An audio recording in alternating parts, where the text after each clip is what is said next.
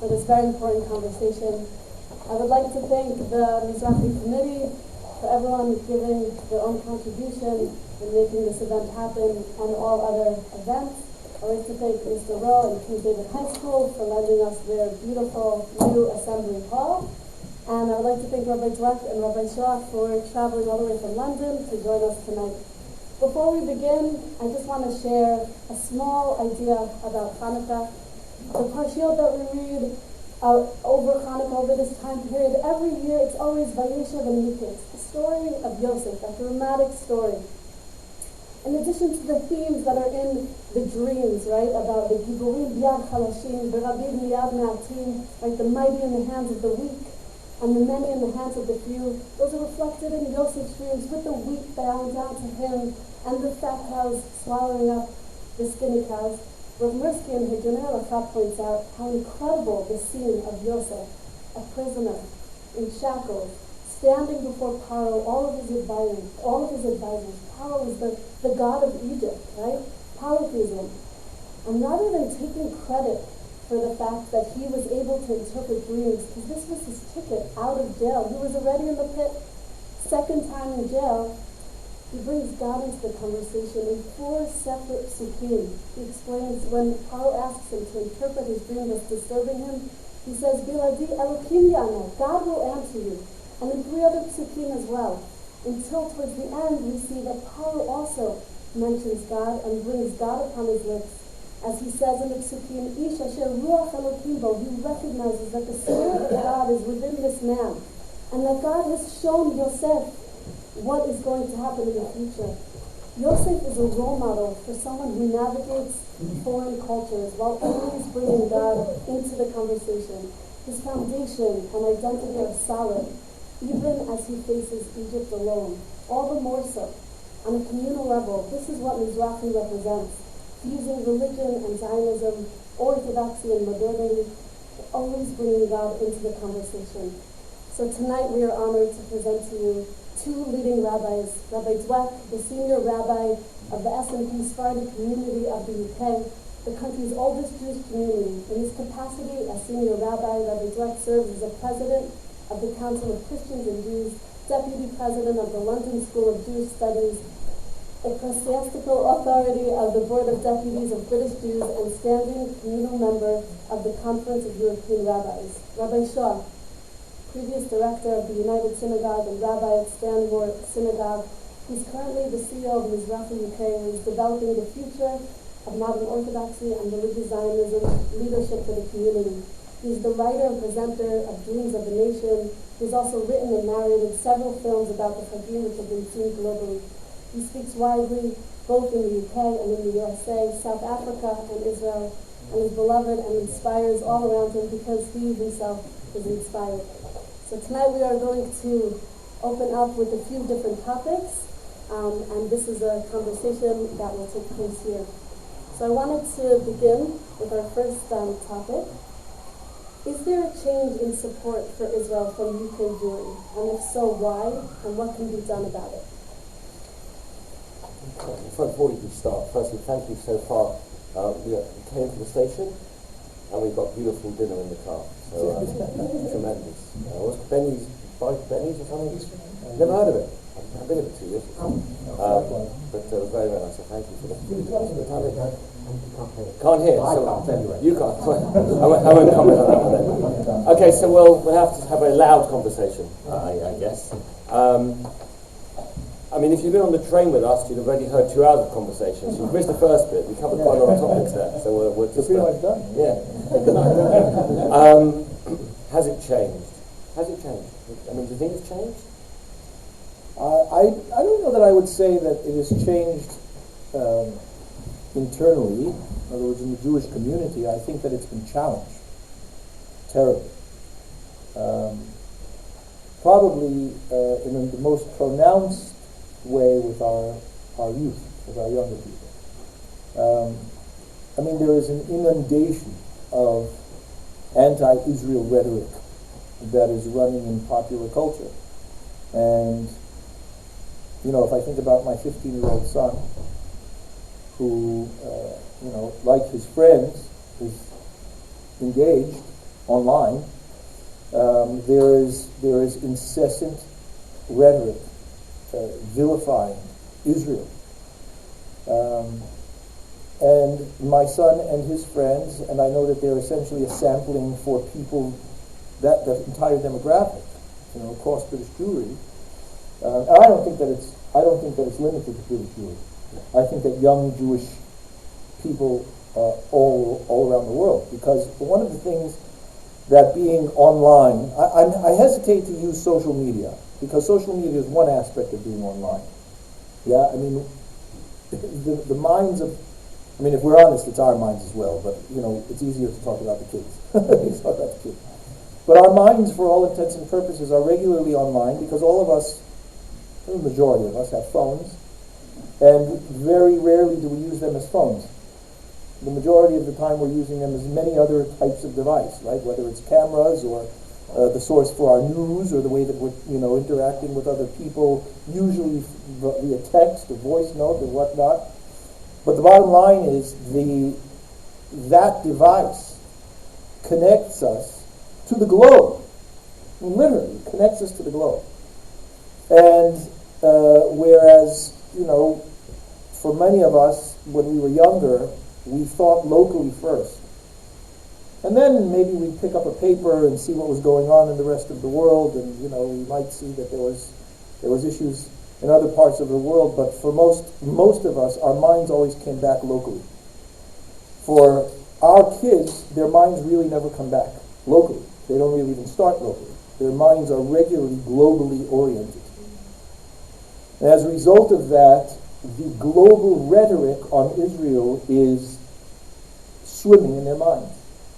And so they don't just hear it from one source, they hear it from various countries, various news sources, blogs, YouTube, I mean, you name it. It's all over the place. And it sounds really bad. Really bad. And so our children, and when I say children, I mean, from 30 years old and under. And that's not to say that over 30 is not necessarily struggling, but our children are struggling to be able to hold fast to strong Zionistic, pro-Israel feeling and mindset because of this inundation.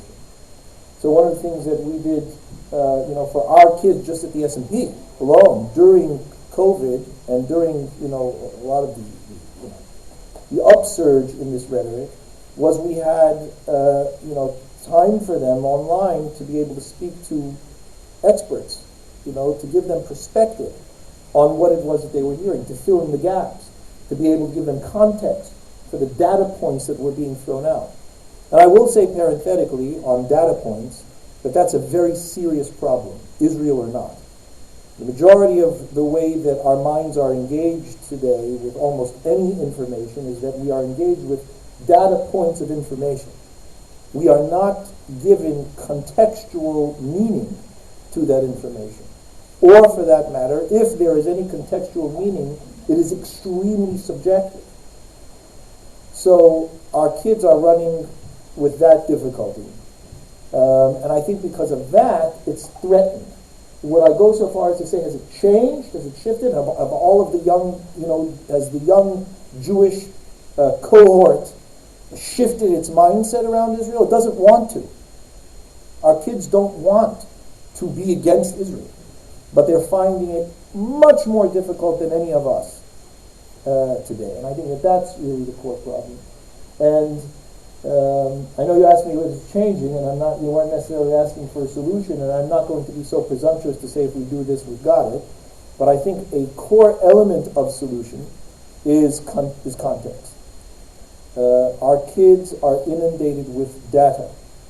They are inundated with text. They do not have context. And that's something that's our responsibility to be able to provide for them, I think. I don't disagree in terms of the challenge, but I think we've got to also realize that the world has changed, not just in terms of social media in the world, but how the Jewish community was, let's say, 20, 30 years ago. Most kids got their Zionism from their youth movements. I don't know what it's like in Manchester, but in London, the youth movement world has almost completely collapsed. Yeah. in terms of B'nai Akiva is still, it's still there. I was going to say, what's a youth movement? Yeah. I mean, look, B'nai Akiva is still very much in both London, Manchester strong, and it's the one that has weekly meetings where where did I learn as a kid about Israel? I learned it from a lot of B'nai Akiva. I think people learned it from FZY, people learned it from BBYO, but as those movements, certainly outside the religious Zionist movements are still strong because, thank God, you still, if you're religious Jew, you need a youth movement. So you've got B'nai Akiva or Ezra or Sinai in London. I'm sure similar things here. Outside of that, I guess, core, we're struggling because we haven't replaced the Zionist education that used to exist in the youth movements. It's basically now over to the schools, and schools aren't equipped in the same way. I'm not criticizing them. We'll get on to that later, maybe. But I'm not criticizing them because, in essence, their job is to teach whatever they're going to teach. Whereas what Zionism was, also, I think, in a way, it was so exciting back in the 70s and 80s. This state of Israel, this new state of Israel, when I remember when we won, you wouldn't remember this because, A, you're not British and you weren't here, in 1978, when Israel won the Eurovision Song Contest. And the following year, it was in Israel, and Hallelujah won. We were made to sing it 100 times in Northwest London Jewish Day School by the headmaster, and we just had this sense of incredible pride in Israel, what it was. And even in the early 90s at university, there was all Jewish students were united. Yeah, you disagreed, two-state solution, one-state solution, whatever. But in terms of a love for Israel, a love for the IDF, unity left and right. I was just in London, you were in Munich, so you weren't able to be there, when President Herzog addressed the good and the great of Anglo Jewry down in London. And he was very, very clear. He said there is a massive problem in the progressive community, again with a small p, whatever that is, about their connection to Israel. And that's part of what you said. The struggle now is that as the world has made Israel into a pariah, Jews who are not strongly bound to Judaism have also bought into that narrative. And it's a very worrying because you've got even the youth movements that are still around today. I don't know if I'm sorry, I don't mean to interrupt. I don't know if they've bought into the narrative. I think the thing that is most concerning is that they are destabilized by the narrative. Yeah. But the fact is, what you've got there for, I think, we had a few years ago, if you remember it here, Kaddish for Gaza. I think you remember that in London. I must have blocked that out of my memory. That was pre-COVID, so no one remembers that. Pre-COVID, there was a event in London when a bunch of students said Kaddish for those 52 terrorists, pretty much, that were killed in Gaza by Israel when they were trying to invade across the border to slaughter Jews in the villages. Yeah. And I wrote a piece then to say these people are not bad people, they're just misguided. That's what you just said, because that's what they hear, and they don't have anything to really support any other narrative. And that's why another thing which has happened to the community is we've seen a massive drop in kids spending a year in Israel, which was always a major factor. I remember in university in the 90s, there was the FZY kids spending a year in Israel, the RSY kids, the BBY kids, all of us. I was in B'nai Akiva, so all of us together were all coming from a year in Israel. Today, it's much narrower. It's just the religious kids, pretty much. And that also the religious kids are in yeshiva. Right, and so they come back to campus and they've got that religious side inside of them. Yeah.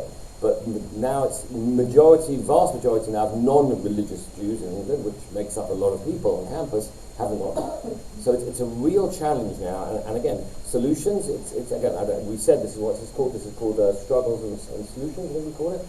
Struggles is easier for us to talk about. Solutions is a little more difficult. But I think it's got to be about, sort of, as you said, education. But education, I know Stand With Us, for example, do wonderful work trying to teach the facts about Israel. Mm-hmm.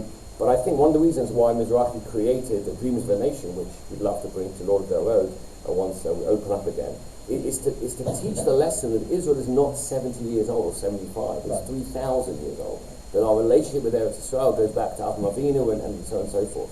And that Zionism, which obviously was created as a concept in the 19th century, Avram was a Zionist. In essence, he was the first man to make Aliyah. Mm-hmm. But again, unfortunately, most Jews think of Israel and they think of the modern day political problems. And they don't see the bigger picture of the miracle of the return to Zion, the miracle of what Israel is today, and the positive news stories, which of course yesterday we just had this wonderful thing that Israel and the UK having this stronger thing, which definitely means Mashiach's on his way. But no, so there's so much positive, but I think people don't see it because you said, because the context... It's very much a context-oriented thing, isn't it?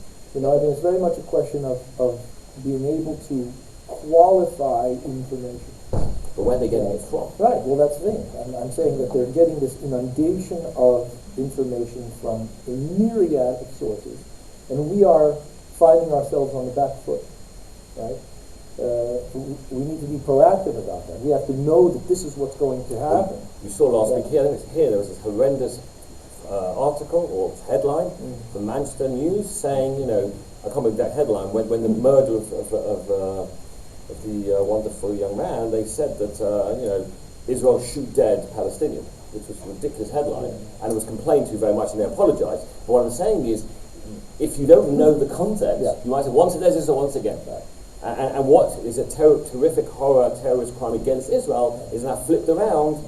And if you don't know, and again, I know with my kids as well, you know, my kids are teenagers, and we have teenagers, and you think they also struggle. Say, Dad, you know, is Israel an apartheid state? Yeah, absolutely. Like, I read it. What do you mean you read it? What do you mean? And then we have to go through the parsha. Absolutely. But most kids don't have the head of Mizrahi UK telling them the information. And that's, I'm not saying that can happen, but I'm saying it's the whole problem. The education is not coming from the home, it's not coming from the school, so where are they getting it from? Exactly. I'm not blaming the school and the home, it's just people don't have maybe the abilities to know and to invest. So I think we don't just want it to be responsive, we want it to be proactive. And positive. And again, I think the best, I mean, it sounds like crazy, the Israel tour, they haven't had Israel tour for 2 years. Yeah. And I wasn't that distraught about it, because I know from my friends in JFS who teach there, they say there's a very big difference when kids come back from Israel tour. On some of the tours, they come back anti-Israel. Is that right? Yeah, because the fact is, David Rubin, who runs the programs Mizrahi, he's on the selection committee to choose madrichim for all the youth movements. And he remembers a few years ago, pre-COVID, that one of the people said, they asked a question, you know, why do you want to be a madricha? She says, I want to take kids to Israel, to experience Israel. What's your view of Israel? She says, Israel's an apartheid state. This is a madricha of one of youth movements. So David put on his thing a red line through her. And the person next to him said to him, what are you doing? He said, well, she can't take Israel at all. The guy said, why not? He said, did you hear what she said? He goes, that's her opinion. Why can't she? And it's, again, and the understanding is, where's she getting that from? She didn't make that up. She's heard that from social media, she's heard that from campus, but the problem is, you know, while that's happening, or no one can, what can we say? And in fact, UJA, to their credit that year, tried to remove madrichim and madrichot, which got, you know, people, and that's that balance. Well, that's what they think. How can you say they're wrong? And again, maybe we're going to take to our discussions about the whole culture and the whole societal shift into kind of, you have to speak the correct way. But it's all coming together. I think Israel is one of the casualties of that. And I think I mentioned to you on the train, if we can go back on that, there are many outreach organizations in America today that won't talk about Israel as a means of outreach because they feel it's going to be negative because of the atmosphere now for Israel on campus, which is very upsetting, because for us, when growing up, Israel was the best tool to get people involved. So it's definitely changed, I think, and why it's changed is probably a lot of what you said. And the solutions, well, obviously Mizrahi. And this. But we'll come on to that. Thank you. We'll take questions at the end, I think, Yes, we'll finish our discussion. Definitely. Okay. Our next topic that we wanted to ask you, how are modern social issues affecting the Jewish community? That was about our first hour conversation or something. Okay, I'll kick off here. I mean, I think massively is my answer. I mean, it's huge, and that goes back to what you said about social media. And, you know, Twitter is one of the most dangerous tools I think we've ever created as humanity. It's, you know, I think WhatsApp is beautiful because it allows you to communicate. But once you enter the world of Twitter, you start to read things and hear things which years ago no one would have ever said it because this person's an idiot. But the fact is now, as Rabbi Sachs used to say, we've moved from a broadcast to a narrowcast, where you've got a situation that I watch, you know, on YouTube. I watch a video of some crazy person saying some outlandish thing. YouTube algorithm will now make me watch more of that stuff. So all I'm getting more and more is more of what I want to see and want to hear. Same with Twitter. You follow the people and you start reading that. You begin to think that is true. Now, in the olden days, 10, 15 years ago, truth was basically decided by a consensus of the major broadcasters, major media papers, and you could get away with it. The Daily Telegraph or the Times couldn't print something that's an outright lie and get away with it, I don't think. Nowadays on Twitter, anyone can post what they like. On YouTube, anything you want, and it's therefore I think there's a huge problem there. of just basically people not knowing anymore what is truth, what is right, what is wrong. Everything is subjective. Everything is basically up for grabs. And it's very hard as a Jew who believes in a right and a wrong, who believes that there's a way to live your life, that's if you're a religious Jew, or any type of person, how do you then have that tuned in to a world that says, actually, there is no right anymore, there is no wrong anymore. You can think what you like when you like. Though I must say, with the new left-wing police, you can think anything as long as it agrees with us. I think that's also a problem. But we're going to as well. But I think it's a huge challenge now, because I think, as you said before, in the olden days, kids got their information from their mum, their dad, the newspaper on the breakfast table. Now they get it from anyone and everyone. And I think that's a challenge. I think that is a challenge. But essentially what it is that you're describing, again, is a breakdown of external context. Right? Nobody said necessarily that just because the news was broadcasting whatever it was broadcasting that it was true. And they had also a monopoly on context. The only difference is that there was one, two, three contextual elements that you had to deal with, and not, an infinite number. Really what's happening as a result, and I don't think it's Twitter alone, I think that this is just the nature of our world today. And WhatsApp is beautiful if you use it beautifully. Yeah, you can use WhatsApp to destroy, massive things in one fell swoop. The issue is that the entirety of context and institution is being dismantled right before our eyes. We are literally watching a massive shift of paradigm in our world. So we're moving from big institutions, and when I say moving, we've essentially moved, but we can remember the major institutions that kind of led our world. So do you remember when you used to go to the bank? Remember that? Right? You used to have to actually go to a library. It sounds like ancient history. It wasn't that long ago. The entire nature of how it is we interact with the world has changed. Everything is tailored to the individual. So one could step back and say, well, it's horrible. It's terrible. We used to have people tell us what things meant.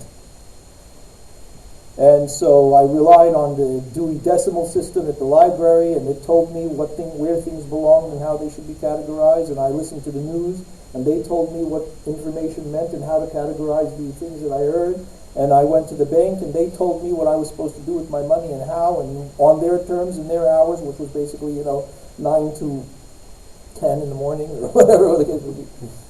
And the entire world has devolved into serving me. So I put the meaning on it. I put the time on it. I mean, remember when you had to be home to watch something because it was on at a certain time? Right? Rarely, if ever, outside of sports does that happen anymore. You get it when you want. It's called on demand. Our children, again, I'm going back to our children, not because we don't interact with the world this way. We do. We've learned to. They grow up in it. They don't know any alternative. So what's happening is, and this is my personal opinion, I believe that HaKadosh Baruch Hu's world moves ultimately in line with where it is that he wants it to go. We may not always like the ways that it gets there. But this trend is not evil inherently. It's challenging. But the previous system was not necessarily a quote-unquote better system. What it did do was train us to need to respond to external, objective context. We weren't the masters of the context, they were. Now, we're responsible for finding meaning. And we find that very uncomfortable. Very uncomfortable. Because somebody else should tell me what these things mean. And if not, then I'll decide what it means, and that'll be my doctrine and my law and my truth, and that's what I'll take, forever. And I'll try to find anyone else who agrees with me to be able to solidify my truth, which is essentially what you were describing, right? My Twitter is geared towards me. That's why they call Twitter by different names. What Twitter are you on? What do you mean? I'm on the same Twitter as everybody else. But there's sports Twitter and liberal Twitter and conservative Twitter, because if you're following the people you want to follow that think like you or that you're interested in, then obviously everything that you get on your feed is going to be that. You have to be brave enough in order to be able to break out of that. So the issue again, in our age, in this time, in my mind, right, the biggest overarching issue is that there is a crisis of meaning. It's a crisis of definitions. And if you think about it, the only thing that provides meaning is context. I don't mean to sound like a broken record, but again, no records. Well, that's interesting. The kids now are getting records again. But it is essential, because without this repetition and recognizing that this is a core element, we miss it. We get distracted by acute issues, and we don't pan out and recognize what the ultimate, causes of these issues are. We are now in a meaning crisis, and we are in an information surplus. We have all the information we want at the touch of a finger, literally. What it means, we are at a terrible loss. So the provision of context is absolutely essential. Now, when I say that, we had a part of our conversation on the train was, what kind of context is important?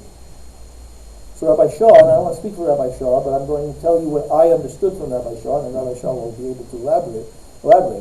Rabbi Shaw said, yes, there are information or even principles, contextual ideas, are not the only elements of context that we need. We need relationships. We need human interactions that very much define how it is that I see a world. That's all I'm going to say about that. I'll leave that for Rabbi Shaw if he wishes to elaborate on that. But I will say that the manner in which we are teaching is fundamentally unprepared for where it is that the world is going. So Margaret Mead said, one should teach a child how to think, not what to think. And of course we always want to teach children what to think. And I don't necessarily agree with Margaret. I think that we do need to teach children what to think in terms of data. But our overarching imperative is to teach them how. Because if we don't give them that, we've given them nothing. Because if we don't teach them how, guess who will? The world. And it means that we have to shift paradigm along with everything else. And that's a rough thing to do. But it needs to be done. Just on the next question, just your point about meaning, I think, is spot on. And Michael Schellenberger, to finish his book on climate change, he's a Baal Teshuva. He's not Jewish, but in terms of, he was very much part of the climate alarmist world, and he's realised, that's not helpful or beneficial, and he's now climate normalised, whatever that means. Sort of, he's trying to deal with it. He's relaxed. He's relaxed. But what he said was, he says the whole climate alarmist world has become a religion. He says because they need meaning. Right. And he said the whole point is, you want to basically say, why is the world coming in? Because now I can be like a hero. I'm saving the world from destruction. He said it could be absolutely, he said, completely false, because the world isn't falling apart in 5 years. But if you can sleep at night because you know you've got a definition, right? Then it's a new religion, and it's the same with I think the whole, what's happening with the woke world, if I give it that term, is a new religion is forming, where if you don't agree with what they say, you're blaspheming. You can't say that, and it's because they're searching for meaning. And again, I think let's slow down on that for once if I can. Respectfully, what you're saying, they're searching for meaning. Absolutely. Right? We need to pause on that. Because we do get taken up by, if you don't agree with them, but we have to recognize that this is a fundamentally human issue. But what's been taken away from them is God. God's been removed from the secular world, and they've replaced it with, they've got to find something. Well, I think we can definitely say that God is the overarching context of all things, which is why we call HaKadosh Baruch Hu the Makom. Makom means place, right? He's the ultimate context of all things. But in the dismantling of that, we've also dismantled every other contextual, And it's important, right? I want to pause on it only because I really think that you've hit a core issue, right, in the way that you've presented. You've read Viktor Frankl's Man's Search for Meaning? Yeah. Okay, if you haven't, you must, right? I read it at least once a year. Because what Frankl is pointing out over there, it's in the title. We are meaning-seeking beings. We can't help that. And we will take any meaning in order to be able to make us feel secure. One thing that is important for us to recognize as human beings is that we are not wired for truth. We're wired for security. In our development as human beings, the most important thing to us was to be secure and safe. So I needed to make sure that I was safe from predators, that I had what to eat, that I had heat and shelter. Our brains are not wired for meaning. Are not wired for truth. That's why the Rambam, when he opens the Moreh Nebuchim, the Guide for the Perplexed, he spends a great deal of time saying, and I distill it to this, just because we think doesn't mean we think correctly. It takes a great deal of testing and rigor to be able to recognize whether what it is that I'm thinking is accurate approximations of reality. So we are meaning-seeking beings, but we are not necessarily always truth-assessing. It takes a lot of work to be able to align the meaning that we choose to espouse to truth. So what we're finding is, yes, we've dismantled all of the things that used to provide us meaning, whether it was good meaning or not, right? It used to give us the meaning, so that created a sense of security for us. When we don't have meaning, we have uncertainty, and we have no idea what things are, and we feel insecure, and we will do anything in order to be able to have it. I'll give you an example of this, Can I give I'll give a quick example of this, one of my favorite examples, because it shows how we do this, how our brains are wired to find meaning without us ever even being conscious of it. So you might have, at one point or many more in your life, had a situation where you've been dreaming, and there's external noise going on. You've got a dream going on, and then there's some kind of noise. Either it's your alarm, or it's, there's a car, a hooting horn, and you incorporate that sound into your dream. Have you ever had that? Is it only me on that? Right? Have you had that? Right? One time or another. So think about what's going on. Yeah? There's this story that's going on in your head. There's some external, unexplained phenomena, right, that is intruding, and your brain, without consciously thinking, immediately creates meaning and context for it to explain it. That's all that's going on. It happens automatically. So it tells you something about how it is that our brains work. We think we've got this all down and figured out. Our brains are wired powerfully to give meaning to things so that we don't feel insecure. Until that sound gets to be so inundating that we can't be fast enough, make the story fast, we wake up. Once you wake up, you know that you're up. When you're sleeping and dreaming, you're not sure. But once you wake up, you know you're. Nobody can convince you that you're sleeping when you wake up. So all of that why to recognize that we are meaning-seeking beings. And we will, if we don't have meaning provided for us, we will create meaning, whether it is good meaning, high-level meaning, low-level meaning, rudimentary, flawed meaning, we will find something. And I think that that's really what it is. And your point, that's why I'm pausing on it, because it's such an important point, that it's not just about liberal thought or conservative thought.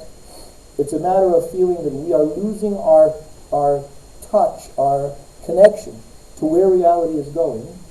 Things have been dismantled. The world is moving rapidly forward, and we are losing our sense of what's going on over there. So we will dig our heels in to what we know in order to be able to manage and sleep at night, rather than trying to learn to be somewhat comfortable with the unknown and the uncertainty and manage to examine what's really happening and what truth is. So it's important for us. Rav Kook writes this. He has a series of essays that he calls Zironim in the end of Orot. And one of the things that he writes, the responsibilities of Rav Kook, almost 100 years ago, right? Rav Kook, recognizing that this is what was going on in the world, he saw the beginnings of it. He said the responsibility of rabbis is that they have to be the ones that are watching like hawks what's going on in the world without preconceptions and do everything they can to understand how that is engaged with Torah and to teach it responsive to where it is things are going. Not easy. And the Rabbi also says exactly the same idea, that we've got to recognize as the world moves towards perfection and Moshiach, the world itself will start to become more. A lot of the things we're seeing now, we might be disturbed by them, but as you said, there's a kernel of like, people are searching, people want to be more equal, more diverse and more equality. These things may have things at the moment that are frustrating us or we think they're crazy, but the kernel of it is people are really trying to... By the way, just talk about problems. We are going to get to and the thing you mentioned about what I said, we'll discuss that later. Will you talk about youth later on? Yes. Okay, so I'll mention the youth section. Okay, yeah, next topic. Yeah. How is the rise of extreme right-wing Judaism going to impact British Jewry in the future? Will there be a place for modern Orthodoxy and Zionism? Hopefully, I'm about the job. Well, let's just look at your statement is backed by facts. The facts are very clear. In 1990, before the world went a bit crazy, the what do you call them? Extreme right wing? The Haredi world made 3 to 4% of Anglo-Jewry. Today, it's closing on 15%, which is a remarkable success story in 30 years. And even more than that, the children births in the UK, they say within 5 years, 50% of all Jewish children born will be Haredi. I mean, when they're born, they're not born to Haredi families. They don't come out with a black hair, but are born to, and that's a remarkable success story. And I remember being with the year, it was 5 years ago, when first it was since 1945, the number of births in the UK started to go up again. So there was like a celebration of all the, Jewish continuity people. It's succeeded, and I just said to them, guys, just look at the data. If you separate the mainstream community and the faith community, one has gone up 5% a year, one's going down 2% a year. It's just thank God the Chedor is big enough now to actually move the figures into the positive. But it really, there is a real, to me, that's not a threat. That's something we should celebrate, the success of a very dynamic and but it's not for everybody. And therefore I think it behooves us in the as you were talking about, who engage with the world. Rabbi Sachs's famous book, idea that he said, we have to engage with Torah and we have to engage with the world.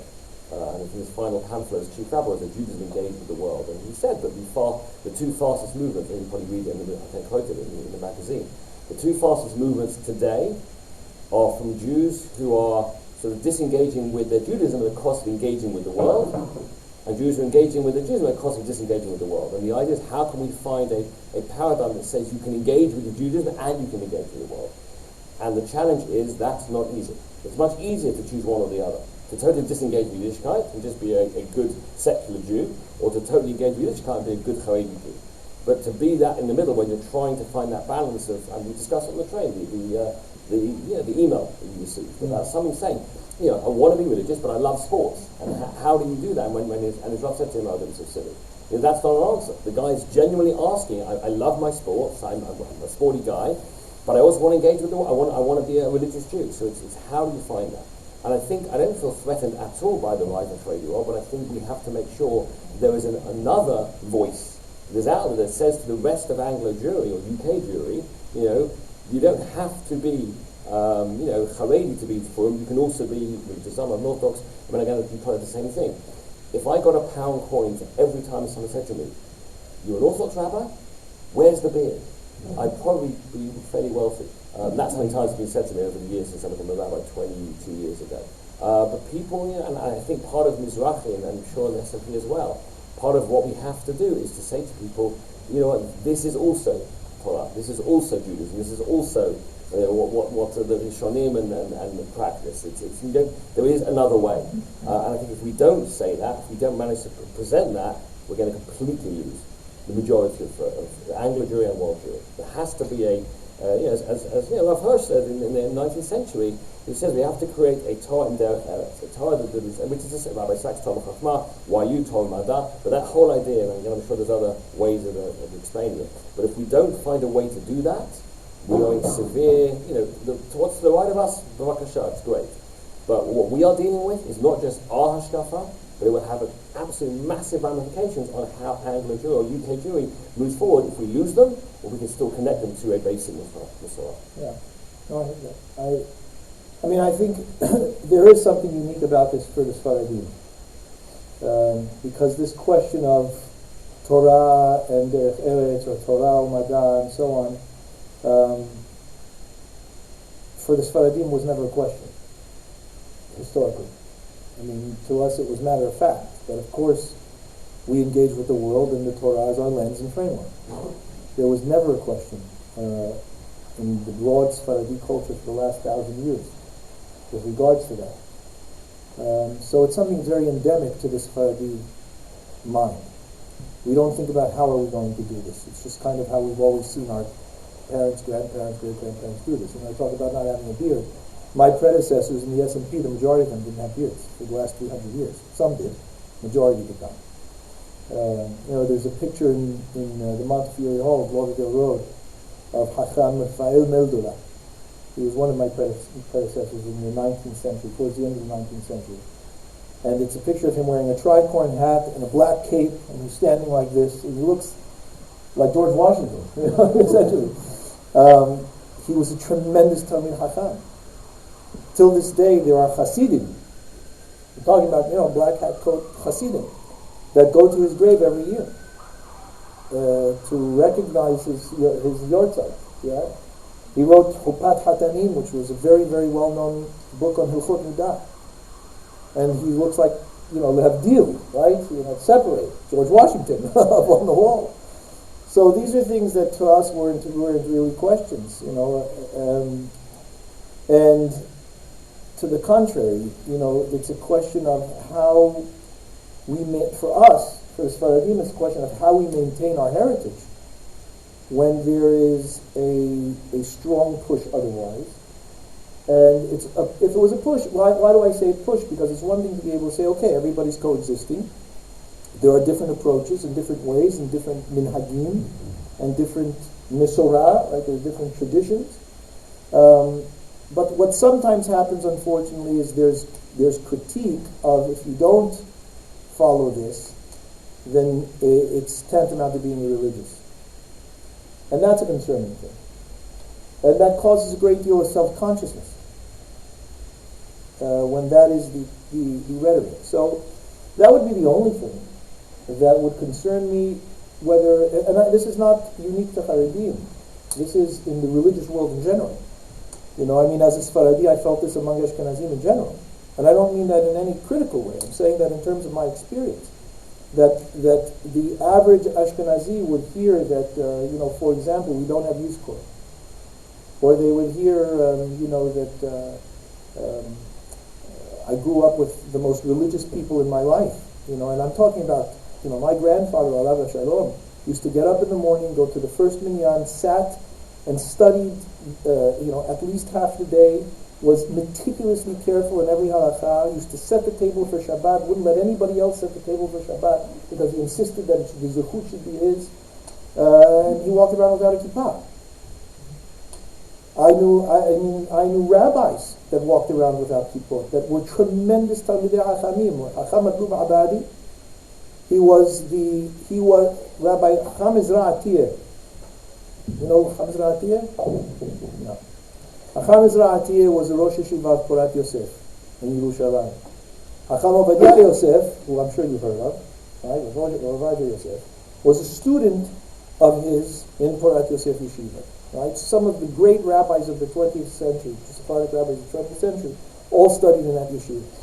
So Chacham Ben Zion Abba Shaul, Chacham Obadiah Yosef, Chacham Zion Levi in Panama, they were very great Talmidei Chachamim. Chacham Ezra Atiyah was the Rosh Yeshiva. Chacham Ezra Atiyah lived in Halab, in Aleppo, before he came to Eretz Yisrael. And when he lived in Aleppo, he was the Talmid of Chacham Matlub Abadi. Chacham Matlub Abadi was clean shaven to start with. Matlub Abadi went from Halab, stopped in Eretz Yisrael. They asked him to be the Rosh Yeshiva of Porat Yosef first. He said, I'm not going to be the Rosh Yeshiva. I have a friend, the Talmid who's coming, Ezra Atiyah. Perhaps he's more fitting. He moved to Brooklyn, New York. In Brooklyn, New York, he went into business. He studied and taught, but he went into business because that's what the Rambam says you do. Talmid Hacham needs to be able to support himself. And my father used to drive him to work. And my father said he would get in the car after Tefillah, he'd cut out the car, put his kippah in his pocket, and he said, okay, well, let's go. You hear that, and you think, what kind of rabbi is that? Meanwhile, he was Baki in Shas, He was a tremendous posek. And we think, how on earth could that be? And so it's important for us to recognize that there is more than one color in Judaism. And that's a very beautiful thing. We are reading now in the Torah the stories of the children of Yaakov Avinu, which we otherwise call Bnei Israel. That's us. And the issue between them is that there's tremendous conflict because of the differences. And Yosef, the brothers see, just doesn't jive with everyone else. So they try to get rid of him. They don't succeed, but they try. To the point that their first order was to kill him. But they decided to nix that and to go an easier route. Those things are at the origins. It didn't start with Haredi or Dati Leumi or Sfaradim or anything. It didn't start with that's in us. It's part of our family, because at the end of the day, let's recognize we are a nation that is a family. We are all cousins, brothers and sisters at the end of the day. And the issues that run in the family are generational. And they started there. And they have not gone away. And so we're struggling with those things, and what we keep thinking is we have to force the entire family to do one way. And what the Torah teaches us is that's not the way that the family runs. There's never been a national flag for Israel. How did we travel through the desert? The tribes that emerged from those children, how did they travel through the desert? Yahad Shiftei Israel. The individual integrity and uniqueness of each tribe needed to be maintained, because that was the harmonious glory of the people of Israel.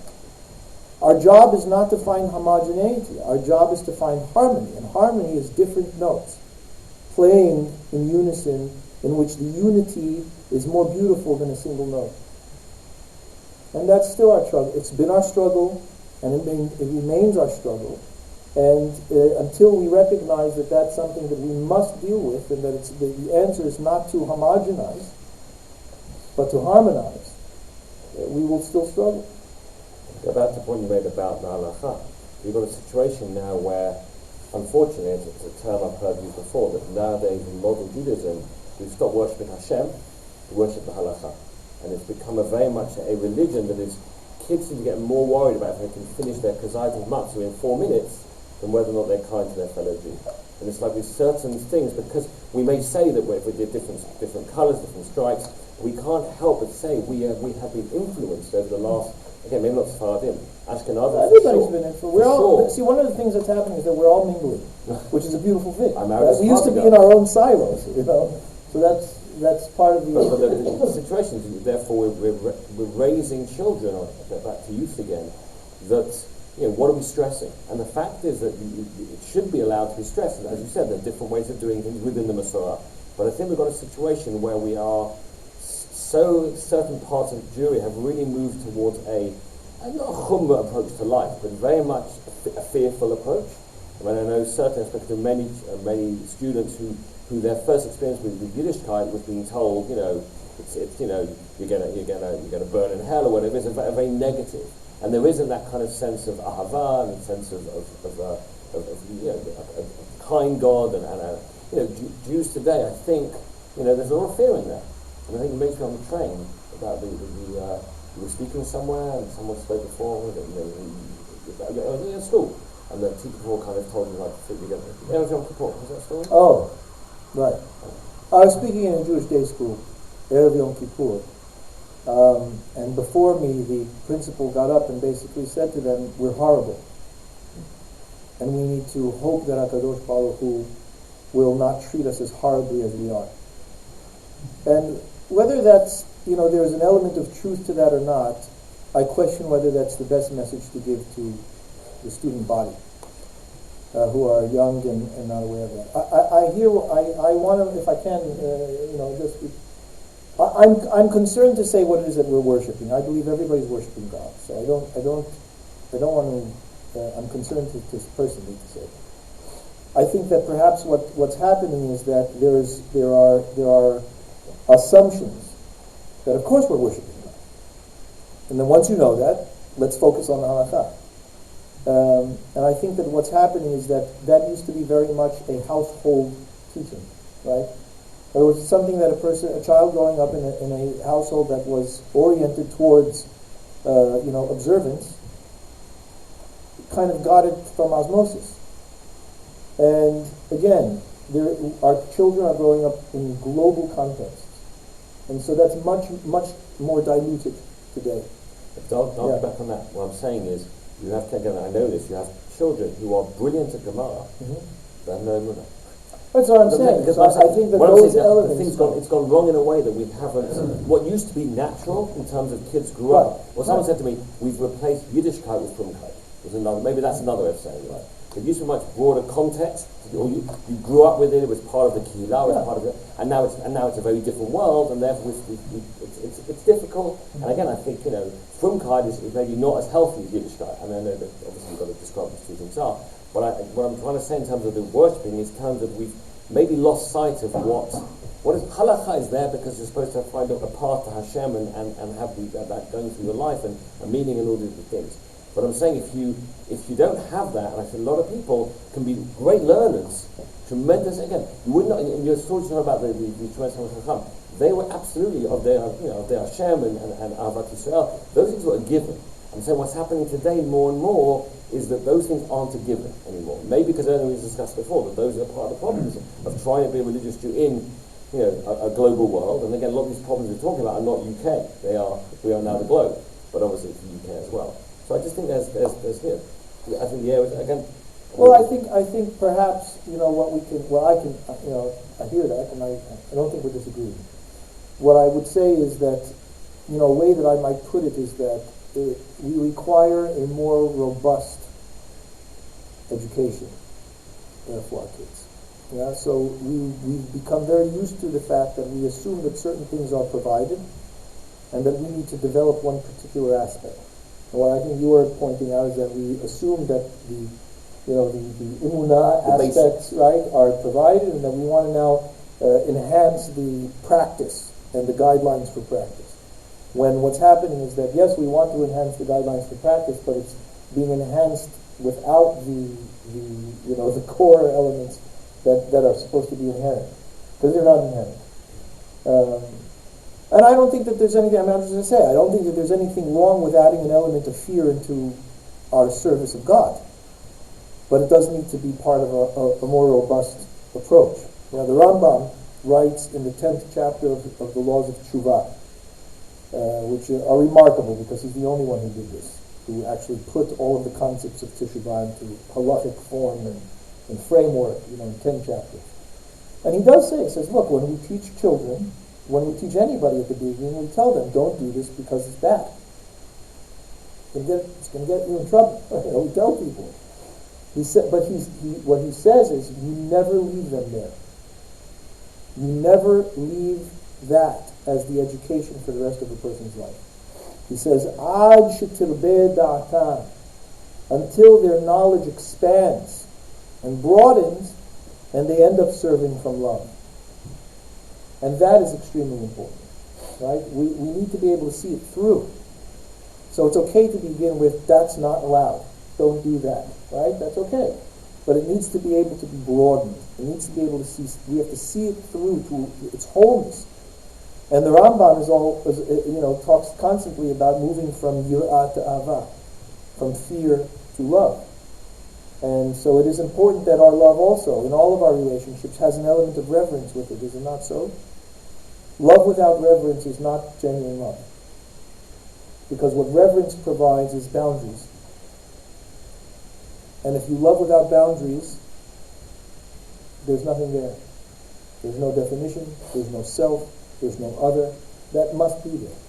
It goes back to our beginning point, the next point about the idea of the balance. Right. So I think that engaging with Torah and the world, that balance, very much. Or the golden mean, as the Rabbi would say. Okay, yes, next. Right, so I think that it's time for questions. Okay. Is that okay? Or should That's okay. You wanted the youth probably. We've been speaking a lot about this. Yeah. Is there something that you... Let's take questions now and see where. Yeah. Okay, are there any questions from the crowd? Well, I don't have a question, I have a suggestion Okay. which you should take on board, and that is that since we all know what the tradition of the family is, being born, growing up, and so on, I think if more responsibility in stimulating interest in our religion was given to the mothers, to women, to take more of a practical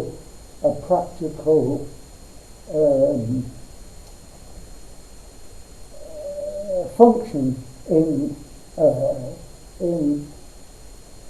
promoting within the family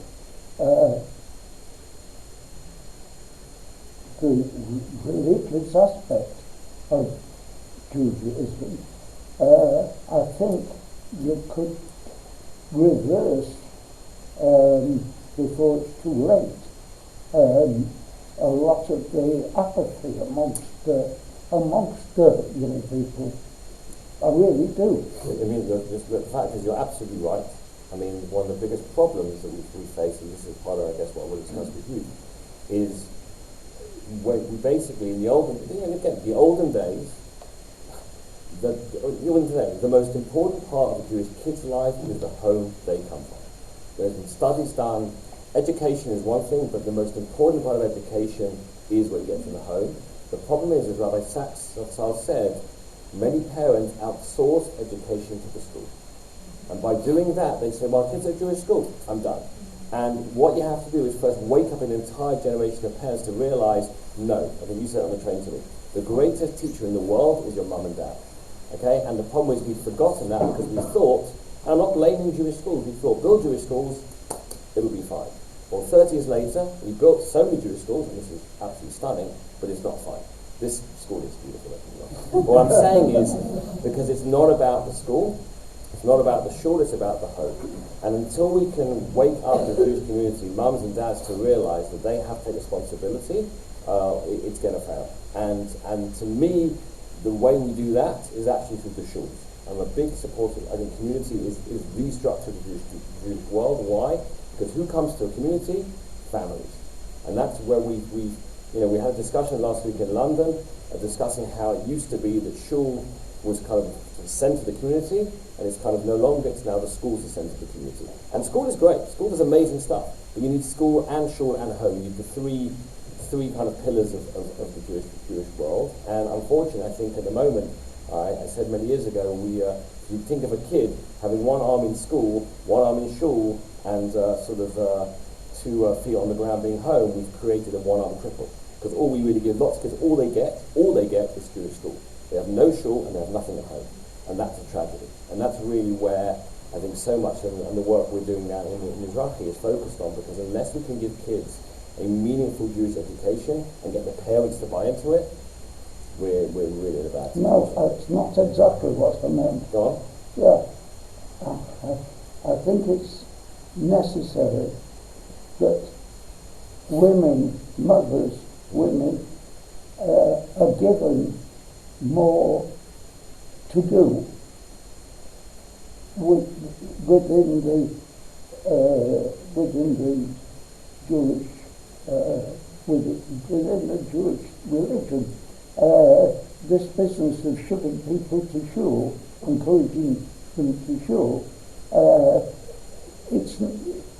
there are small communities in, for instance, Yerushalayim, where there are women who hold the service every Shabbat, conduct the service, etc., and until this grows, you're going to lose more young people. Essentially what you're saying is that by giving women a greater role of practice, Correct. it will inspire them and then trickle down to the Correct. children, right? And let's face it, the control in a shul of men, by men. It's not written in the Tanakh that it has to be like that. It's pure. Well, we can talk about the logistics of how it is the way that it is at the moment, but I hear the point. Yes. Last question, I think, is adjacent to the one that was asked. To what extent the person of Rabbi is that really engaging with the world around us, and that probably the negative trends of modern society, let's say, modern developments in the last recent decades. To what extent are we trying to make Judaism palatable to modern sensibilities? And to what extent is Judaism a counterculture? To what extent do we feel loyalty and we're trying to continue that which was in the past? And to what extent are we trying to adapt to whatever else is going on around us? That's an excellent question.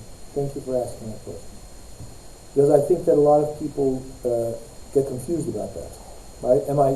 Are we trying to bend Judaism to fit whatever this is going on in the world regardless? Or are we trying to, make sure that Judaism doesn't drift away from the rest of it? So my thought on that is twofold. One, Torah is called the Kli Chemda, which means the Torah is called a Kli. The Kli is a vessel, which means that it's meant to be used as a vessel. The vessel is that it should be a lens through which we see the world, right? Hafoch ba, the Hakamim say, go through it over and over, the kolaba. All that you need ultimately is in that. What does that mean? Does that mean that I should run it through codes and I find, configurations of words in it? No. What it means is that as a framework of thought and life, it provides you all that you need. And think about it. We have been talking, right? Jewish people have been discussing the greatest questions and the minor elements thereof of the entire world for at least 2,000 years, depending on how you want to look at it, but certainly from the time of the Torah 2,000 years.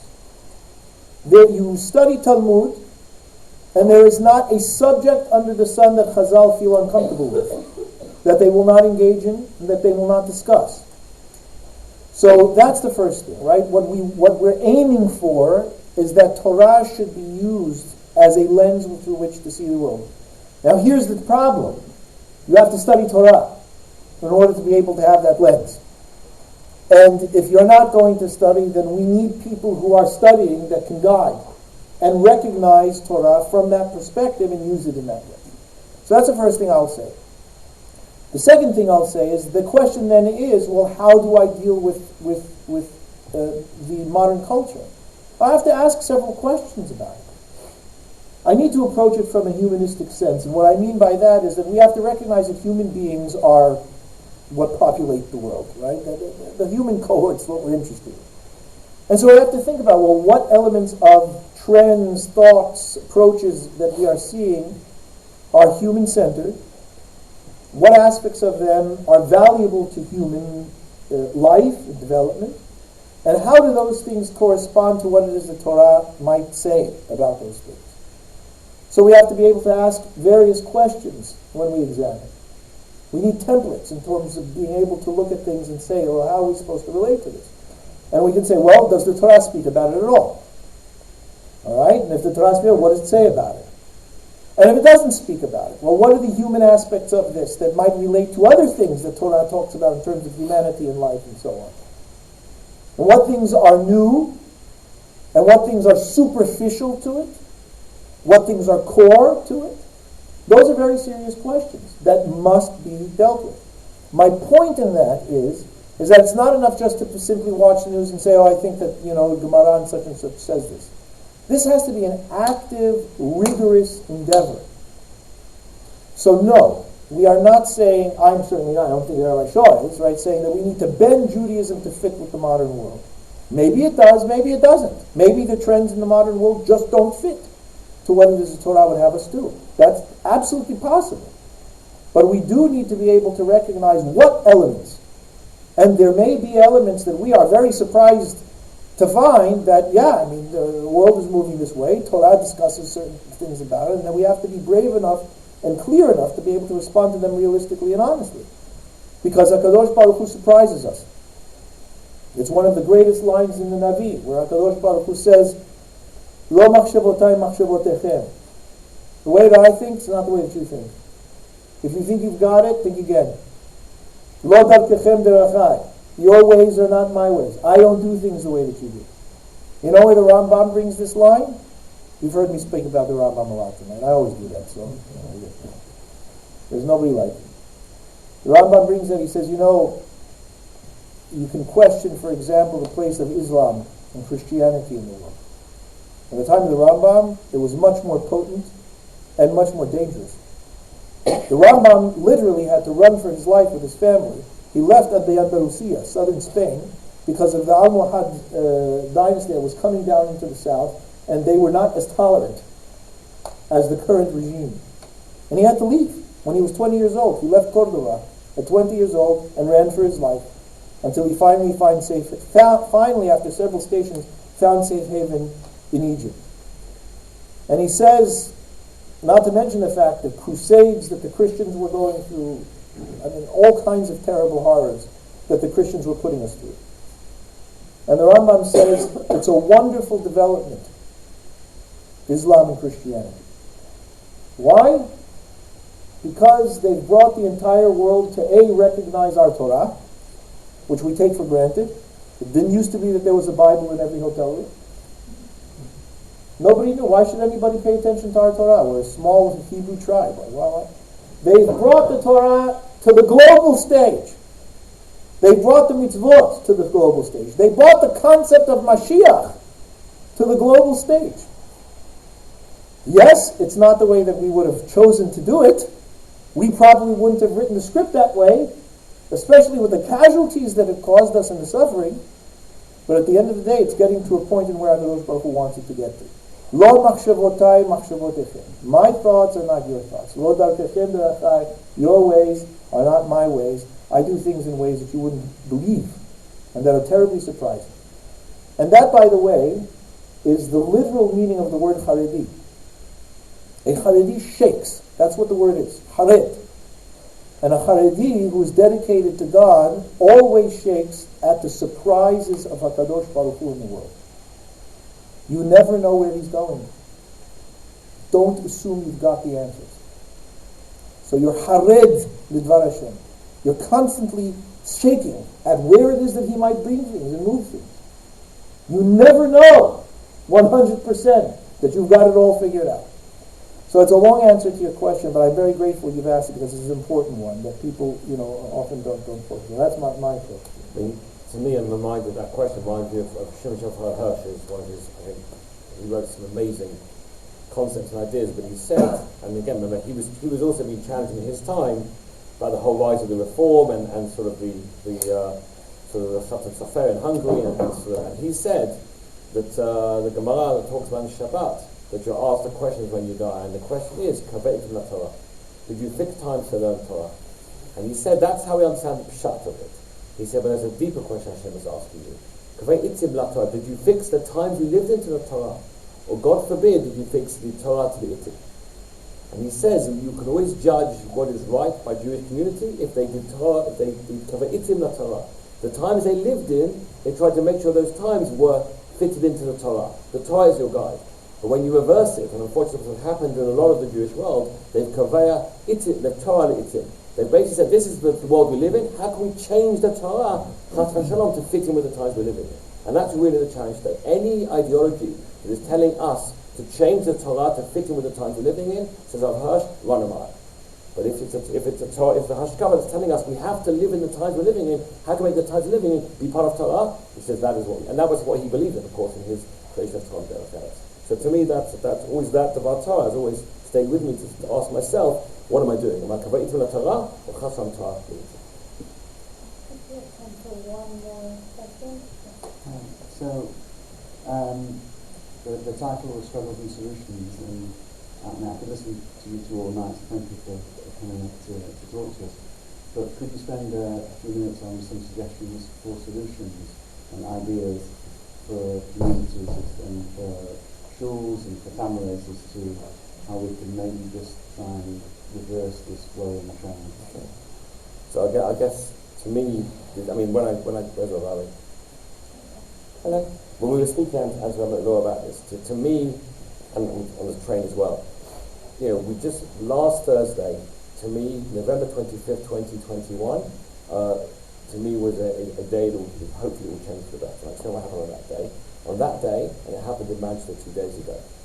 On that day, 130 Year 12 kids in London went into 3 primary schools and began making connections with 120 Year 6 kids in primary schools in London. And last week, here in Manchester, 12 Year 12s from King David and mainly from Yavna, boys and girls, went into KB Primary with the 60 kids and began, and it's a program we just launched called Jewry, because to me one of the basic things that we need, kids, youth, need role models. I know for myself growing up, my role models were absolutely so important to me. We've now got 120 Year 12s across the community who are now making connections with 660 kids in Year 6. And we're hoping and praying that those connections will last for the next 6 years.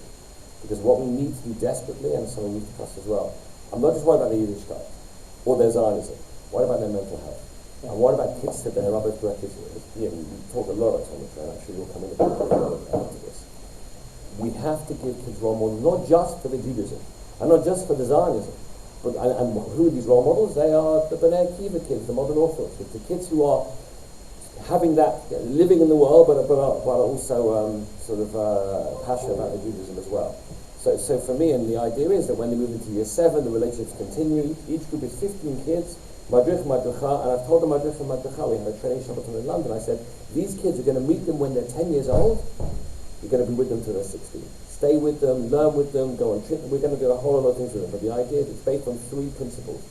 Start when they're young, give them continuity with a role they're going to know for 5 or 6 years, and do it as a group experience. And we've got, and this, please God, this year, on July the 13th, I think it is, we're going to take 800 people to Kiel University to have 3 days. To me, it's all about starting young and giving them role models and in helping them get, and maybe you'll talk about the mental health issues, but I don't know the train. But to me, that's the solution. And what are we going to do with these kids? We're going to bring them back into the schools.